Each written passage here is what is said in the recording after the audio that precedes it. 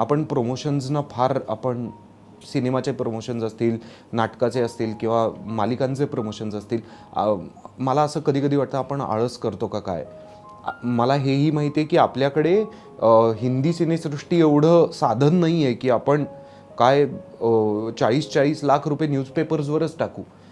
नाही आहेत आपल्याकडे तेवढे बजेट्स. पण मला असं वाटतं की आपल्या फक्त प्रेझेन्सनी, त्या अभिनेत्यांनी, त्या दिग्दर्शकांनी, अख्ख्या टीमनी इथे जाणं, तिथे जाणं, आरडाओरडा करून सांगणं की आमचा सिनेमा कसा आहे बघा, याला आपण कधी कधी खूप आळस करतो. आणि त्यामुळे प्रेक्षकही विचारतात की अरे तुमचा सिनेमा आला पण थिएटरला. हे जेव्हा ऐकायला मिळतं तेव्हा असं होतं अरे यार, का नाही केलं प्रमोशन आणखी जास्त.